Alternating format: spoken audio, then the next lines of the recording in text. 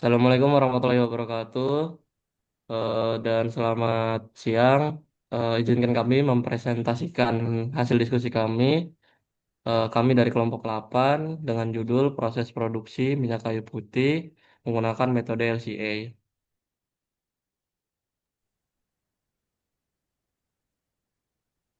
Baik, sebelumnya perkenalkan saya Rehan Nirwana Putra, NIM 13231074 dengan rekan saya. Perkenalkan, nama saya Muhammad Fikri Wicaksono, NIM 13231052.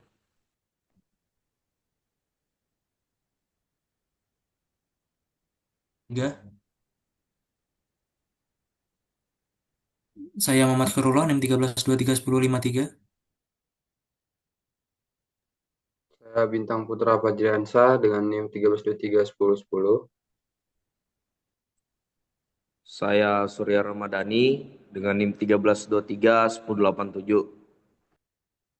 Dan saya Sultan Zidane Syahril dengan NIM 13231086. Baik, untuk outline yang akan kami bahas yaitu ada yang pertama ada tujuan dan ruang lingkup penelitian, yang kedua ada inventory data pada LCA, yang ketiga dampak yang ditimbulkan, keempat ada interpretasi dampak, dan juga ada kesimpulan. Untuk tujuannya sendiri, yang pertama ada menganalisis dampak lingkungan yang dihasilkan dari proses produksi minyak kayu putih dengan lokasi di IKM Ketel Pegiri dengan menggunakan metode LCA yang mana berbasis metodenya Eco Indikator 99H. Yang kedua ada mengidentifikasi tahap proses produksi yang memberikan kontribusi terbesar terhadap dampak lingkungan. Yang ketiga memberikan rekomendasi perbaikan berbasis konsep produksi bersih atau cleaner production untuk mengurangi beban lingkungan. Dan yang terakhir ada mengevaluasi potensi pemanfaatan limbah dan daun kayu putih sebagai bahan bakar alternatif biomas untuk menekan emisi karbon dan juga meningkatkan efisiensi energi.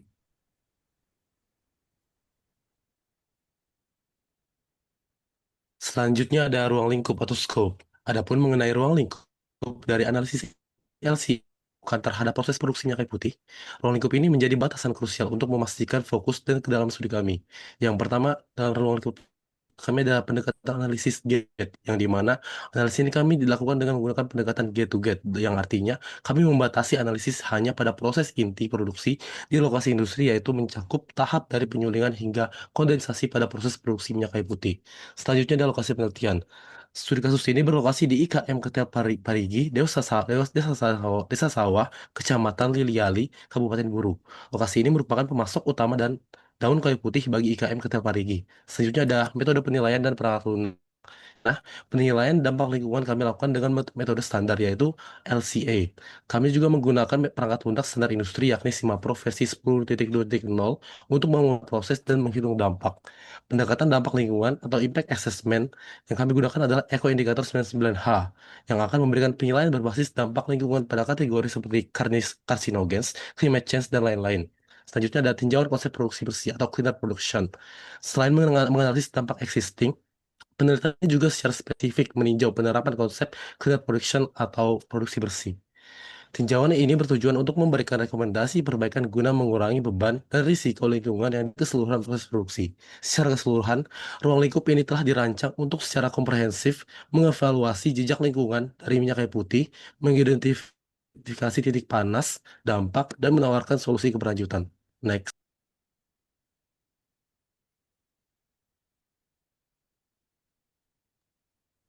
Selanjutnya ada inventory data LCA. Sini ada beberapa tahap. Yang pertama ada penyulingan. Dalam proses penyulingan ini ada bahan, yaitu berupa bahan masukan. Yang pertama ada daun kayu putih sebanyak 360.000 kilogram, yang dimana eh, minimal tanaman yang berumur 2 sampai 3 tahun dikumpulkan dan dijemur untuk mengurangi kadar air sebelum masuk ke dalam ketel. Dengan sumber yaitu berasal dari kebun rakyat di desa Sawah. Selanjutnya ada kayu bakar sebanyak 162 kilogram, yang dimana kayu ini didapatkan dari limbah hasil tebangan hutan rakyat dan ranting pohon sekitar. Dan sumbernya itu berasal dari hutan rakyat sekitar desa Sawah. Selanjutnya ada konsumsi air.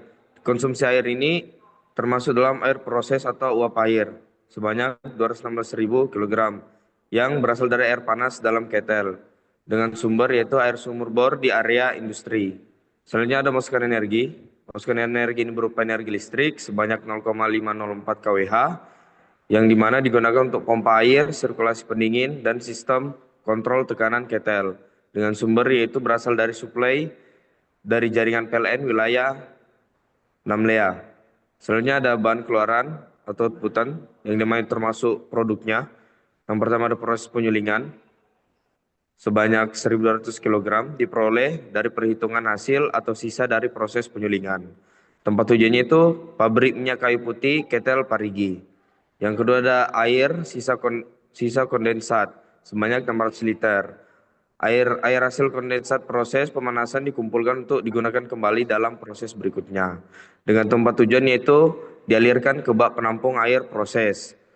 Selanjutnya ada emisi berupa CO2 sebanyak 692.291,376 kg yang dihasilkan dari pembakaran kayu bakar selama 8 jam.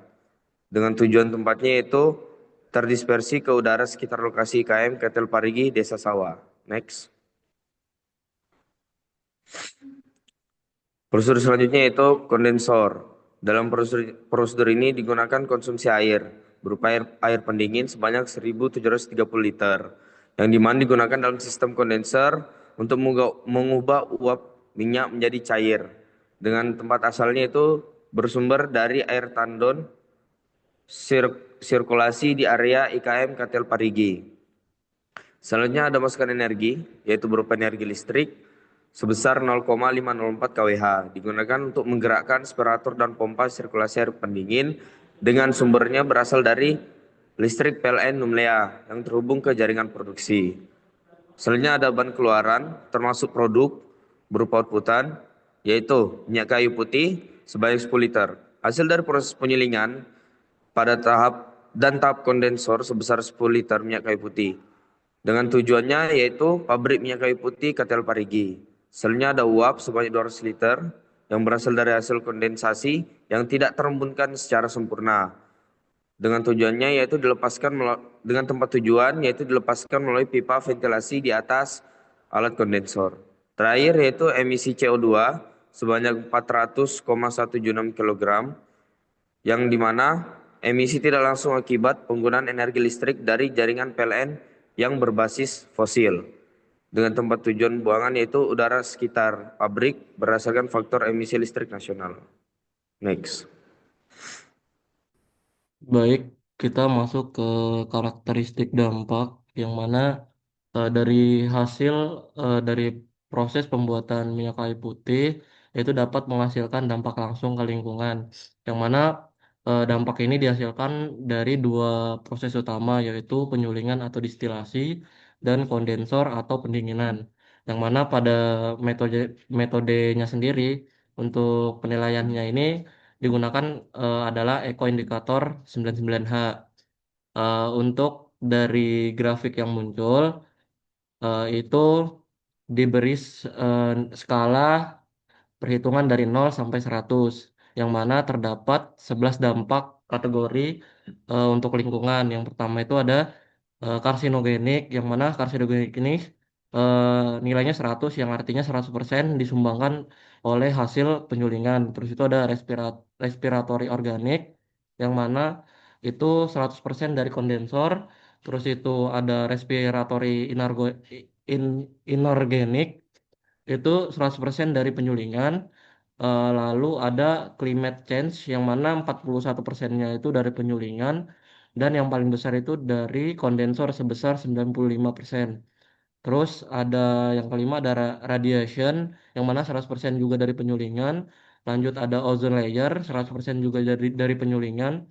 Terus yang ketujuh ada ecotoxicity 100% dari penyulingan. Yang kedelapan ada acidification atau eutrophication yang mana 100% juga dari penyulingan.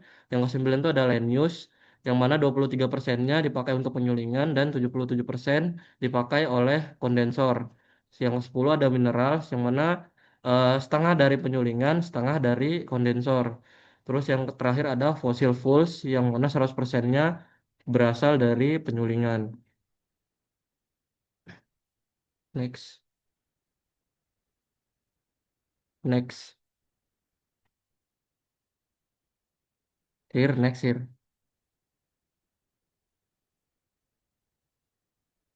Baik, eh, dari 11 kategori dampak lingkungan itu dia dirangkum lagi menjadi tiga. Yang pertama itu ada human health, yang berarti resiko terhadap kesehatan manusia. Terus itu yang kedua itu ada ecosystem quality, yang mana itu gangguan pada ekosistem.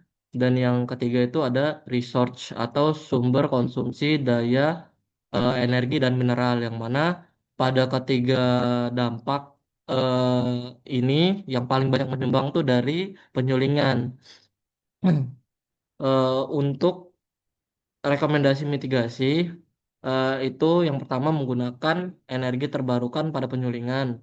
Terus yang kedua mengoptimalkan efisiensi panas atau recovery panas buangan. Yang ketiga menggunakan sumber air pendingin bersirkulasi. Dan yang terakhir itu mengurangi kebocoran dan polutan gas dari proses distilasi.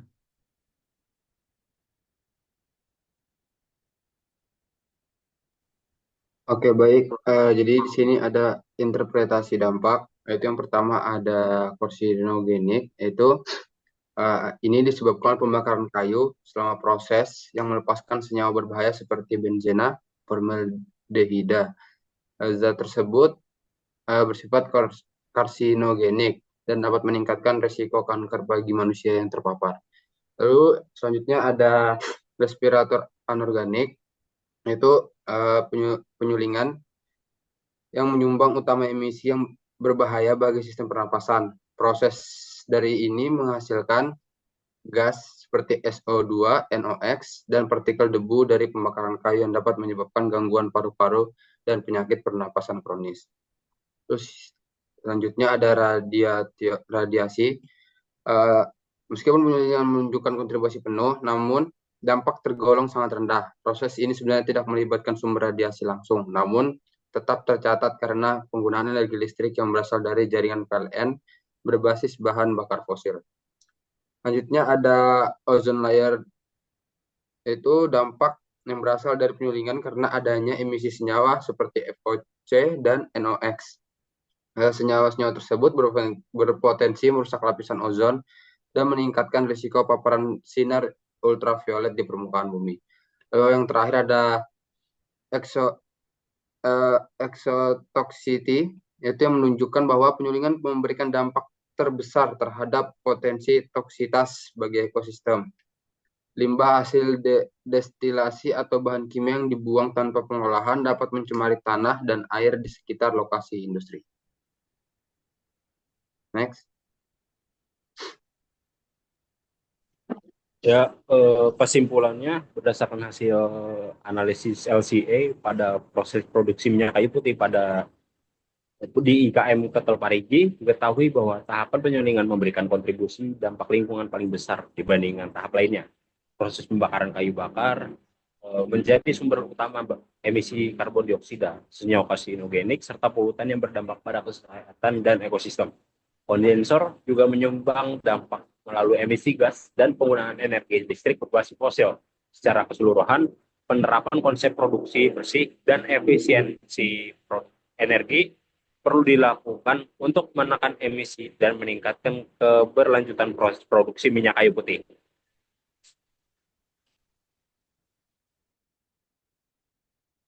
Baik, itulah hasil pemaparan diskusi dari kelompok 8. Eh, salah maafnya, kurang lebihnya mohon maaf. Kami akhiri. Wassalamualaikum warahmatullahi wabarakatuh.